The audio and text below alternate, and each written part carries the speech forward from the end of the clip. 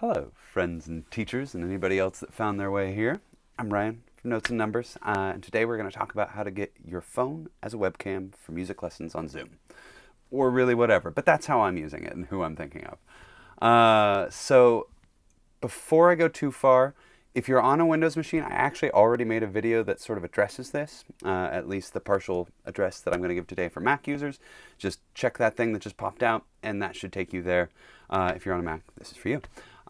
So there are two programs we're going to visit today. One of them is called EpocCam, E-P-O-C-C-A-M, and the other one is called Camo, C-A-M-O. And we're going to kind of go through by visiting how you get them and sort of where they live. And then we're going to go through sort of their various interfaces, the sort of merits and demerits. And then finally, I'm going to show you just how they kind of work in Zoom. If this is helpful, if you want to find out what comes next, be sure to subscribe. It's just the little logo in the bottom corner there. It would mean a lot to me. And, it'll make sure that as things that are useful come out, you're alerted to them. In any case, to commence, let's go look at the World Wide Web. So we're looking at the website where you would get EpocCam, and they make a bunch of different things like camera capture cards and whatever. What we care about is that thing right there at the top. And it's pretty straightforward. Basically, you on your phone download the app, on your computer download the driver, and that's about the last time you interact with it on your computer, sort of formally anyway. And then this is pretty much the coolest part about it, in my opinion. It can be wired or wireless. And that is something Camo does not have. Camo has to be connected in. We'll get to that, but just it's a pretty big deal depending on your setup.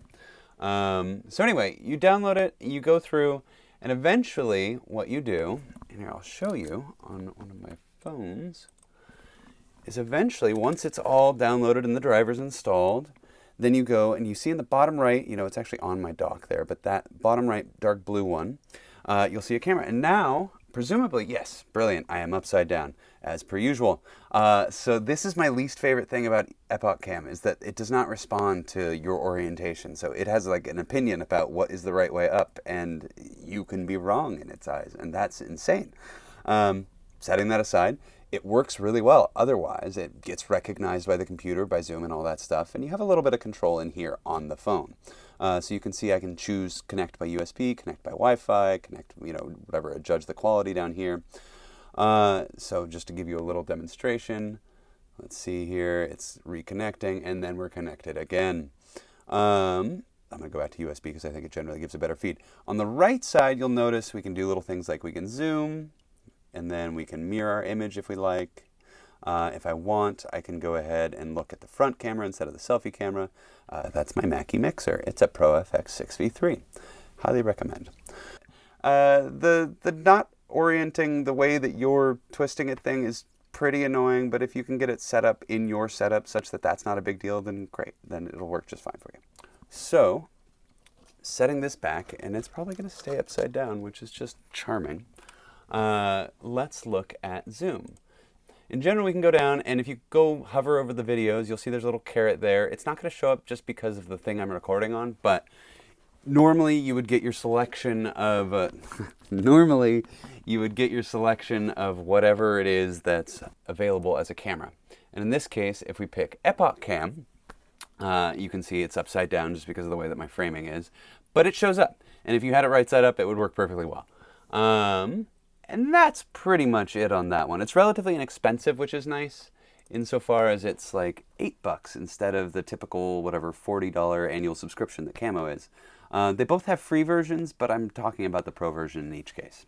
Outside of that, the wireless thing is cool. You can only connect one at a time to EpocCam, which is somewhat limiting. Well, I guess you didn't just see it because you can't see that little menu, but you can run both of these simultaneously, which I do. But it would be nice if you just had a single program that could connect to 2 or 3 cameras, and you could switch between them in Zoom conveniently. So, moving over to Camo, we're going to go back to the internet, and we're going to visit their website. And so this is their website, reincubate.com. And things to be aware of with that, this is just some whatever feature, blah, blah, blah page.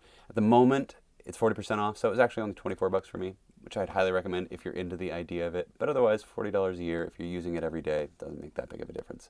But you would just download it, and you'd get both a client on the computer and a thing on your phone. Camo is going to be the one that's in the upper right here. So we click on that, and it brings that up, and you'll notice right away, look at that. It just orients in the direction I want it to go. So I don't have to change my entire setup to accommodate it. And then if we go to the interface, the computer side interface, then we get to look at something like this. And this is again a situation where you're not going to see the menus that I click on, but you might see them light up. Suffice it to say, the most important one is the device one in the upper left-hand corner. And so I'm going to show you that with this Camo, that is, at the very least, we can switch back and forth between cameras. And that is pretty useful. We have to go into this to do it, this program to do it, but it's possible in the first place. So that's pretty cool. There is also a little like top menu bar thing, whatever, along the top of the screen, a little icon there that you can drop down to do it, but it's still mousing around to do something. The other thing that I really like about this one is it has these cute little presets. So like you can set it to something like this, or you can set it to something like this, and they're all built into it. And I just think it would be like a neat thing to do, you know, with kids potentially at least, and if not also with like a show or something like that. But at the end of the day, you know, probably the most important thing about it is that it's a clean interface that's more or less intuitive, and that again, if we go and visit Zoom over here, I can, and you'll see we got the red ring, not red ring, the swirling ring, that's from EpocCam not being on anymore. But if I go back to reincubate, lo and behold, here I am again. So that's pretty cool. And just to point out how it works when I change it over here in the actual interface, it still works over in Zoom.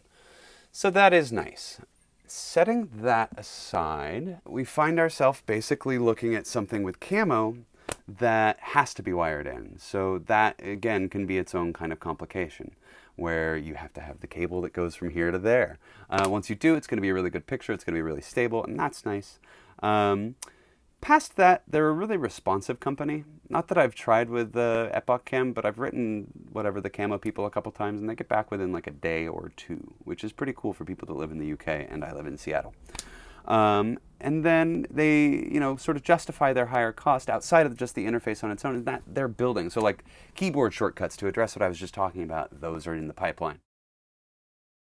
The goal here, I think, is to get multiple cameras so that when you are in the midst of a lesson, you can say, hey, why don't we, whatever, talk about how to do a hand shape or something. And I still want to be able to, like, you know, show you that. And then also show you like, oh, but make sure that when you're doing it, like, we don't want it to be like totally rigid at our wrists. We want our arms to kind of flow around, or, you know, whatever it is that you're trying to tell them. And to have the sort of like visual capacity to convey that stuff is, I think, pretty important.